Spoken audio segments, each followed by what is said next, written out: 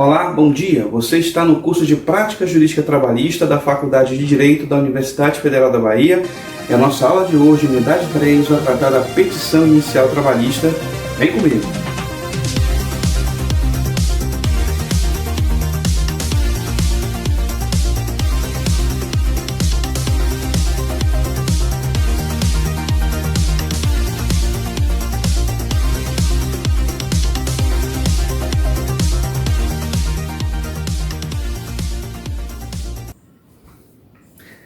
Retornamos então para mais um vídeo, a continuação sobre a nossa série de vídeos aí de petição inicial trabalhista. Então nosso próximo pedido vai ser um pedido voltado aí aos pedidos, voltados aí para o Fundo de Garantia do Tempo de Serviço, o FGTS.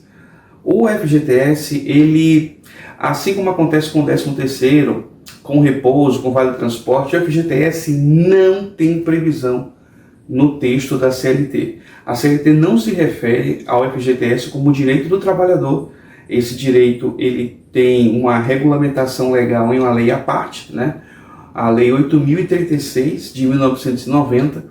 E então essa lei é que será utilizada como parâmetro para a normatização do FGTS e, consequentemente, como parâmetro para a formulação dos pedidos atinentes ao Fundo de Garantia do Tempo de Serviço. O primeiro ponto a destacar na questão do FGTS diz respeito à sua denominação. É muito comum, muito corriqueiro, a própria mídia, a própria imprensa dissemina bastante essa nomenclatura. É muito comum que se chame o FGTS de Fundo de Garantia por Tempo de Serviço. E, na verdade, o nome do Instituto é Fundo de Garantia do Tempo de Serviço, do Tempo de Serviço. Essa denominação, inclusive nós vamos ver aqui, essa denominação do FGTS, o Fundo de Garantia do Tempo de Serviço, essa denominação ela vai constar tanto no texto da lei, na emenda da lei diz respeito ao Fundo de Garantia do Tempo de Serviço, como principalmente no texto da Constituição, que assegura o FGTS como direito do trabalhador. Então, o texto da Constituição, no artigo 7º, inciso 3º, e o próprio texto da lei 8.036 de 90, ambos, sem contar outras inúmeras leis que se referem ao FGTS, de maneira direta ou indireta, o fato é que, uma vez que o Instituto está criado, o nome dele é Fundo de Garantia do Tempo de Serviço, e não por tempo de serviço. E tem toda a lógica fazer essa distinção, por quê? Primeiro, para evitar, naturalmente, a confusão aí, terminológica, a confusão conceitual, o equívoco conceitual que se chega quando se utiliza uma denominação que é inapropriada para o Instituto. Observe que, e aí vem uma segunda justificativa para corrigirmos de imediato esse equívoco, A própria dinâmica do Instituto não nos leva à conclusão de que haverá mais direito ao FGTS quanto mais tempo se fica no emprego. Então, é equivocada a ideia de que o Fundo de Garantia por tempo, no sentido de que quanto mais tempo, mais direito, ou direito ao FGTS seria aí elevado a um outro patamar por conta do tempo de serviço. Essa informação é falsa. O FGTS, ele é uma espécie de salário diferido, ele é um direito que o trabalhador tem de ter um valor, um plus salarial, um valor extra, depositado numa conta. Essa conta é chamada de conta vinculada ou conta fundiária. Essa conta é aberta pelo empregador, com o número do PIS/PASEP do empregado, na Caixa Econômica. Então o empregador vai fazer esse depósito mensal à razão de 8% da remuneração do empregado. Naturalmente, quanto mais tempo se fica na casa, maior é o montante acumulado, porque a cada mês são 8% a mais de salário que entra na conta fundiária desse empregado. Agora, é equivocada a ideia de que o FGTS é por tempo de serviço, no sentido de que quanto mais tempo, maior o direito específico, porque os 8% de depósito não mudam. Esse 8% é linear. É claro que se tiver mais tempo de serviço, você tem um valor mal acumulado. É claro que se houver aumento de salário, o valor a ser depositado também aumenta. Mas não se tem um percentual alterável no curso do contrato de emprego. Esses 8% serão recolhidos do início da vinculação até o final, né? A parte de cálculo pode mudar, o valor acumulado certamente altera, mas o fato é que os 8% não mudam, os 8% são lineares, então não se tem falsa percepção de que quanto mais tempo de serviço você vai ter um percentual maior a ser recolhido. Então o que acontece em relação ao FGTS, nesse ponto aí da denominação? Então o fundo de garantia por tempo de serviço é uma expressão equivocada, é uma expressão que não tem amparo na Constituição, não tem amparo na legislação, e esses 8% então, eles são lineares, né, do começo até o final do contrato. Ainda em relação ao FGTS, vamos ter a seguinte dinâmica no que concerne a formulação dos pedidos na reclamação trabalhista. O primeiro pedido a ser levado para o Judiciário Trabalhista é o pedido relativo aos depósitos que faltam na conta vinculada do empregado. O empregado, uma vez que ele consegue movimentar a conta na Caixa Econômica, né, geralmente pelo cartão cidadão, uma vez que ele tem a conta fundiária e tem acesso aos extratos, né, temos também aplicativos a respeito disso, uma vez que ele tem acesso ao extrato do FGTS, ele pode verificar mês a mês, né, se as competências estão regulares. Competência, no sentido que nós queremos utilizar aqui, competência diz respeito ao mês em que houve ou deveria ter ocorrido, né, o recolhimento desses 8%, né, o recolhimento desse depósito aí. Então, se o trabalhador trabalhou, digamos, no mês de janeiro, né, ele pode verificar o extrato dele em fevereiro, para ver se a competência de janeiro do ano tal foi regularmente recolhida, né, 8% sobre a remuneração. Então, essa competência, ou seja, o mês a que se refere o recolhimento de 8%, haverá um extrato do FGTS lá constando a competência, né? E você vai ter no extrato lá a competência, que é o mês a que se refere o recolhimento, e o crédito de JAM, pessoal, né, que está escrito lá no extrato como JAM, J-A-M, JAM de juros e atualização monetária, né? Então, esses são o recolhimento deve constar lá no extrato da FGTS, né, com o nome de competência do mês tal, relativo ao mês tal. Pois bem, o que acontece? O empregado ele pode perceber, né, ele pode detectar que o empregador não fez determinado recolhimento, né, ou determinados recolhimentos. E então esse empregado tem o direito a reclamar no Judiciário Trabalhista, né, do recolhimento adequado desses valores do FGTS. Né? Esses depósitos que faltam, os depósitos faltantes. Então, os depósitos faltantes na conta vinculada do empregado é o primeiro dos pedidos que você pode levar ao judiciário em relação ao FGTS, que eventualmente tem alguma irregularidade no recolhimento. Então, esse depósito ele vai ter fundamento legal aqui, né? E então esse depósito pode ser reclamado no judiciário, especialmente nos casos em que o empregado, né, acabou de sair do emprego, ele vai verificar e vai ver que tem muitas competências em aberto, ele pode reclamar todas elas no Judiciário Trabalhista, né? Então o primeiro pedido aí, o pedido dos depósitos faltantes, é um pedido bastante corriqueiro no que diz respeito ao FGTS, né, 8% sobre a remuneração de determinado mês. Esses 8% constarão no extrato como competência do mês tal. Outro pedido bastante corriqueiro, eu diria até mais corriqueiro até na prática do que o pedido relativo às competências faltantes, né, os depósitos faltantes, é o pedido que diz respeito à chamada multa de 40%. A multa de 40% aqui, essa expressão multa, ela está empregada aí com um sentido deturpado. Na verdade, a multa, ela decorreria, ou deveria decorrer, a expressão multa, deveria se referir a uma sanção administrativa imposta pelo Estado. Então, o Estado detecta uma irregularidade trabalhista, uma irregularidade administrativa qualquer, trabalhista nesse exemplo aqui, e ele, então, pelos órgãos de fiscalização, impõe uma sanção pecuniária. Essa sanção pecuniária nós chamamos de multa. A expressão multa seria adequadamente utilizada dessa forma. Acontece que, nesse caso aqui, nós não temos uma multa. O que nós temos aqui é uma indenização, né? uma espécie de compensação patrimonial pelo fato de o empregado ter perdido o emprego sem justa causa. Então, nesse caso, a expressão adequada seria indenização e não multa, mas o fato é que a legislação utiliza multa, a praxe utiliza multa também, vamos utilizar essa expressão, porém sabendo que essa expressão tecnicamente é inadequada. Então, essa sanção de 40%, essa multa ou indenização de 40%, ela será paga na hipótese de ocorrida a dispensa sem justa causa. Essa dispensa ela será então sancionada pela lei, ou pela legislação, ela será sancionada com um acréscimo de 40% do valor acumulado que o empregador recolheu durante o vínculo de emprego.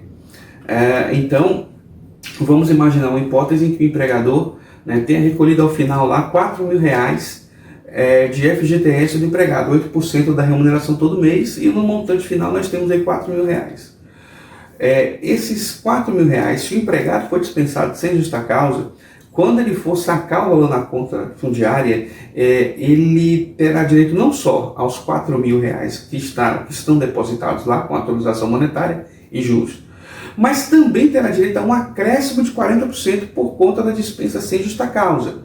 Então, 4.000 mais 40%, nós temos aí mais R$1.600 que deverá constar na conta vinculada por conta da dispensa sem justa causa. Então, quando ocorrer a dispensa sem justa causa, o empregado vai ter direito à chamada multa, que deveria ser adequadamente chamada de indenização. O empregado terá direito a uma multa de 40% sobre os valores depositados na conta vinculada. Essa multa, o empregador deverá fazer o depósito na conta vinculada e esse empregado, então, deverá ter disponível para saque, nesse exemplo, R$5.600.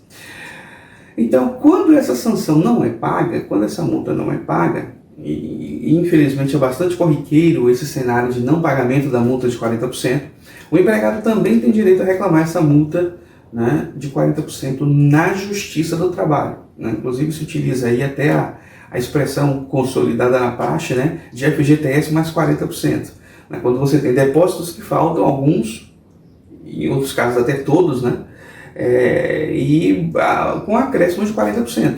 Então se chama FGTS mais 40%, porque quando há a dispensa sem justa causa, o FGTS então deverá ter esse acréscimo de valor na conta vinculada, 40% sobre o montante que o empregador recolheu. Lembro que não é só no caso de dispensa sem justa causa que a conta vinculada pode ser movimentada. A legislação prevê outras hipóteses também de movimentação da conta, a exemplo de 3 anos sem carteira assinada, aposentadoria, algumas doenças graves previstas na legislação, financiamento habitacional. Enfim, a legislação prevê alguns casos de movimentação do FGTS em circunstâncias específicas, mas a principal das circunstâncias, pelo menos a mais conhecida, realmente é a dispensa sem justa causa. E na dispensa sem justa causa nós temos esse acréscimo de 40%.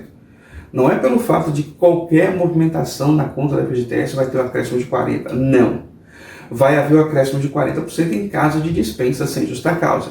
E essa sanção de 40% ela também vale para as hipóteses em que a relação de emprego está para ser reconhecida formalmente na Justiça.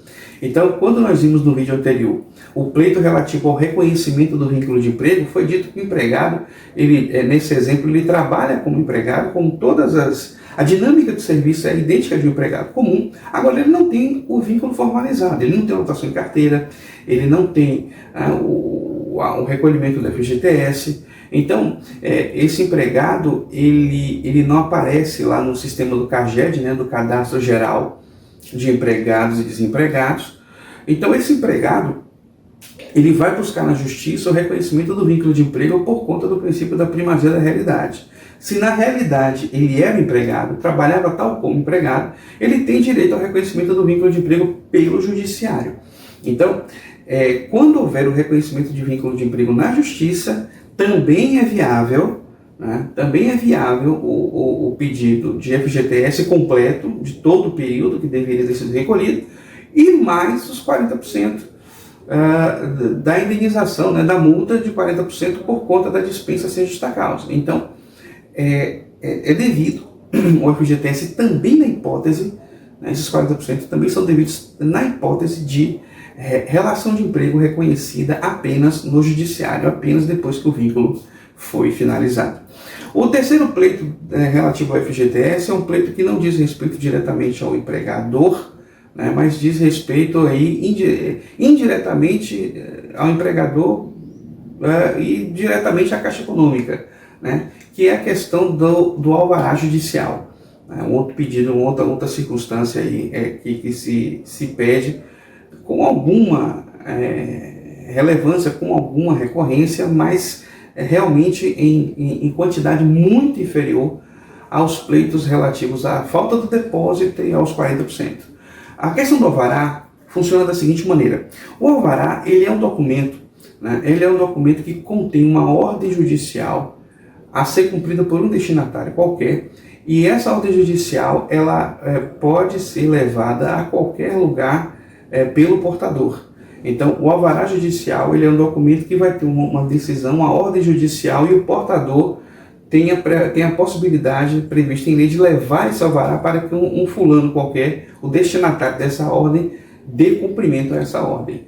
É diferente do mandado, porque o mandado que importa é o oficial de justiça, também tem uma ordem judicial no mandado, mas o alvará é uma ordem, uma autorização judicial que o portador tem a prerrogativa de levar, né, ao destinatário. Então, um pleito que é corriqueiro também, mas bem menos frequente do que os anteriores, é o pleito do alvará judicial para a liberação da FGTS quando a Caixa Econômica Federal cria algum obstáculo para a liberação do valor. O que acontece? De acordo com a legislação, o empregador ele é obrigado a alimentar um sistema eletrônico, que informa as autoridades competentes sobre a dispensa, né? Então, ele tem a obrigação aí de informar, né, para o Ministério, ex-Ministério do Trabalho, Ministério da Economia, e também para a Caixa Econômica, né, elas fazer o lançamento formal no sistema de que houve uma dispensa, né, sem justa causa desse empregado. Ou uma dispensa qualquer, mas nesses casos específicos aqui nos interessa a dispensa sem justa causa.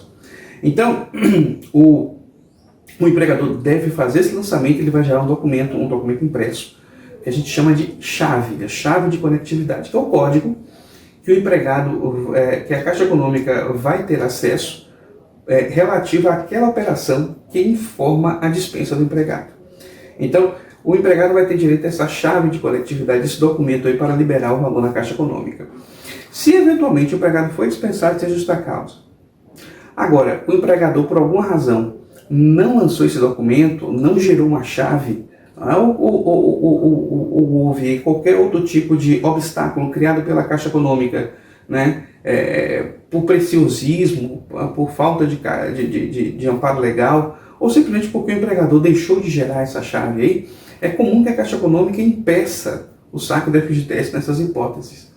Então, havendo impedimento desse saque na Caixa Econômica do FGTS, é possível pleitear, inclusive em caráter de tutela de urgência, que o juízo expresse um alvará judicial para ordenar que o pessoal da Caixa Econômica providencie a liberação do valor que está sendo aí retido, né, ou indevidamente retido, indevidamente bloqueado, para a liberação para o trabalhador. Então, esse alvará judicial, ele vai ter como destinatário o gerente da Caixa Econômica.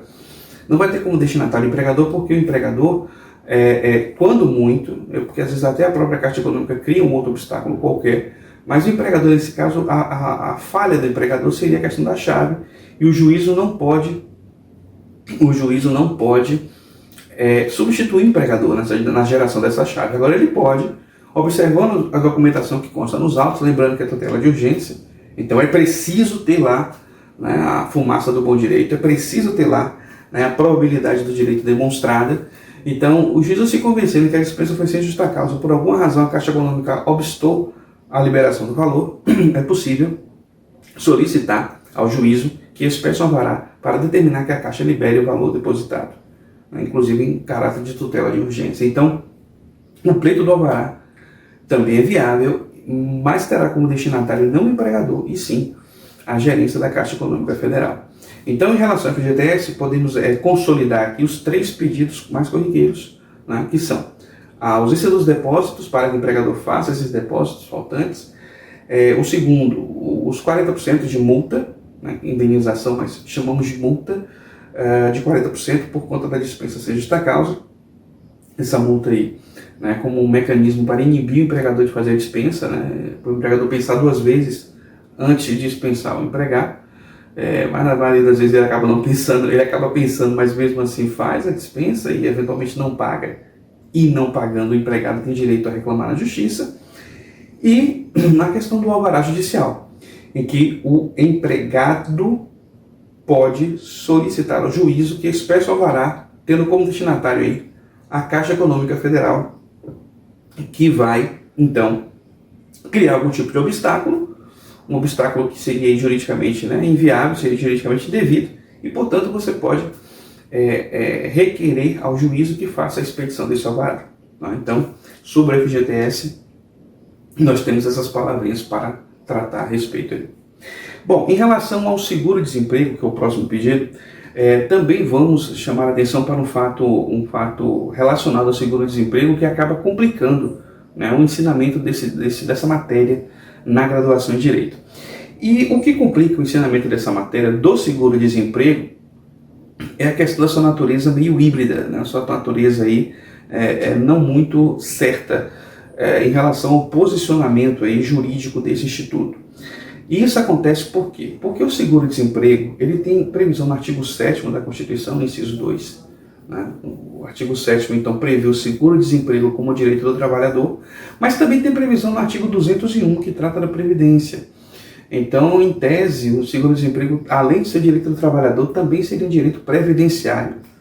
E o problema que se gera com essa previsão dupla do seguro-desemprego na Constituição é a questão de que o professor de direito do trabalho acaba empurrando a matéria para previdenciário ou seguridade social, o professor de seguridade, né, de previdência, acaba empurrando a matéria para o direito do trabalho, e nesse jogo de empurra, fechamos mais uma disciplina do curso de Direito sem ter visto a matéria seguro-desemprego, que é uma matéria importante e que tem um funcionamento todo diferenciado, porque é o direito que o trabalhador tem, que não é custeado pelo empregador. É preciso, então, deixar claro que existe um traço distintivo de seguro-desemprego em relação a outros direitos que nós já vimos e que vamos ver aqui, que podem ser levados aí na petição inicial trabalhista.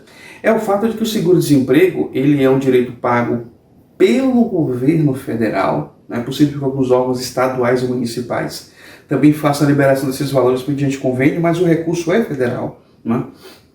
Custeado aí pelo Fundo de Amparo ao Trabalhador, basicamente.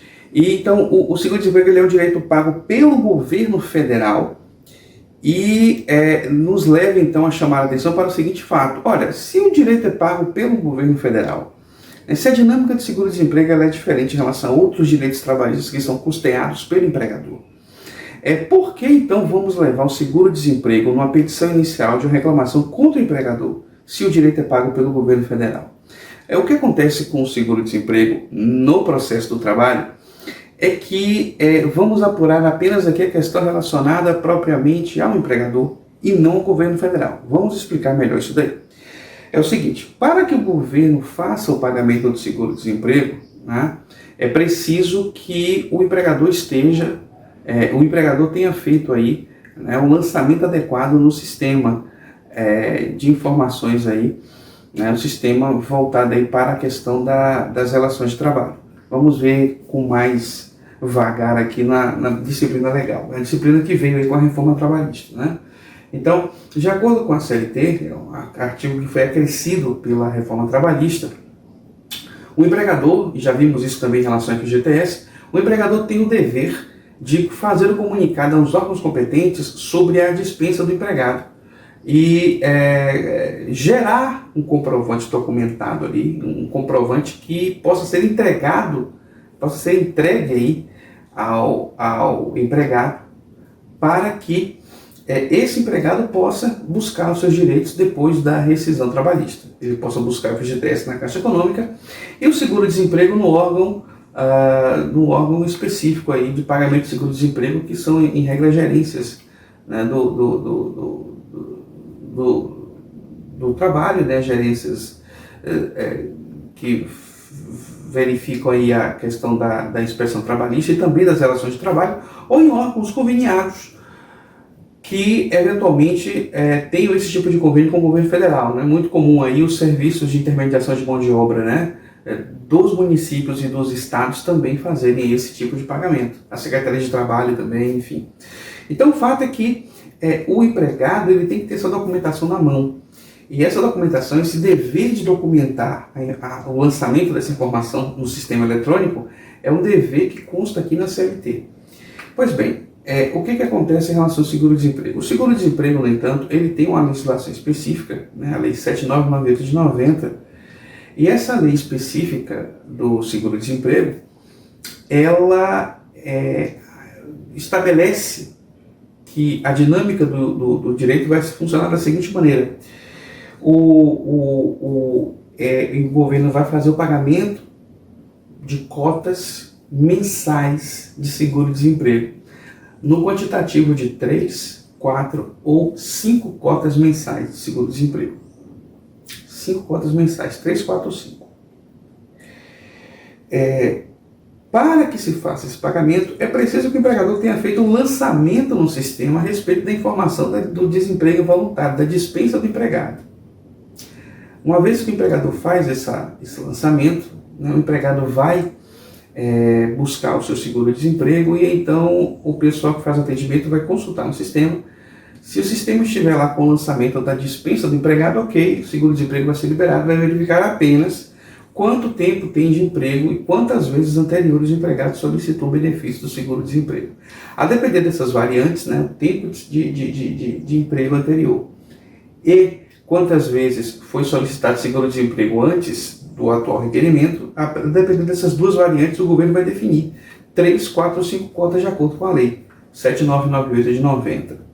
Muito bem. Então, o problema, ou a questão de o governo liberar o pagamento dessas cotas não vem ao caso na reclamação trabalhista. O que vem ao caso na reclamação trabalhista é o descumprimento por parte do empregador do dever de fazer esse comunicado no sistema eletrônico, que no caso aqui nosso seria o sistema do CAGED, o sistema do Cadastro Geral de Empregados e Desempregados, que os escritórios de contabilidade que são habituados a trabalhar com relações, né, recursos humanos já conhecem a dinâmica do sistema, e as empresas que têm um RH próprio também tem aí o pessoal já especializado em trabalhar com esse sistema aí. Então, o lançamento da informação da dispensa é um dever do empregador. Se por conta da ausência desse lançamento o empregado não consegue retirar o benefício, tem o benefício negado, porque o lançamento não foi feito pelo empregador, esse empregador está passivo de responder na justiça por conta disso. E passivo de responder de que forma? De duas maneiras. Uma, pagando a sanção. A sanção prevista em caso de não cumprimento dessa obrigação. A sanção correspondente a mais um salário do empregado, caso ele não faça a entrega dessa documentação comprovando o lançamento no sistema. E a ausência do lançamento, né, uma vez que inviabiliza para os órgãos que fazem a liberação do seguro-desemprego, uma vez que inviabiliza a liberação do valor, também inviabiliza que o empregado possa usufruir desse direito. Em consequência, o empregado então vai ter direito a reclamar contra quem lhe causou prejuízo da perda desse direito. Né? O seguro-desemprego, convém lembrar, o seguro-desemprego ele está sujeito a um prazo decadencial de 120 dias para o requerimento apresentado lá nos órgãos que fazem a liberação do valor. 120 dias a contar do último dia trabalhado, a contar do último dia da data da rescisão do contrato. Então, o empregado tem direito ao seguro-desemprego desde que faça o requerimento no lapso de 120 dias a contar da dispensa. Esse prazo, por ser um prazo decadencial, ele não se suspende, ele não se interrompe. Isso quer dizer que se por alguma maneira o empregador não liberou esse documento, de alguma maneira o empregador não fez esse lançamento dessa informação no sistema, o empregado vai ter 120 dias aí para buscar resolver essa questão, entre aspas, aí, amigavelmente, né, para que o empregador, insistindo que o RH, o escritório de contabilidade, faça o lançamento devido. Se no penúltimo dia, antes de vencer o prazo, ele resolve entrar com a reclamação trabalhista, o protocolo da petição inicial, ele não interrompe o prazo, porque o prazo aqui não é prescricional. O prazo é decadencial. Ele não se suspende, ele não se interrompe. Isso significa que o prazo continua contando, mesmo estando em curso a reclamação trabalhista.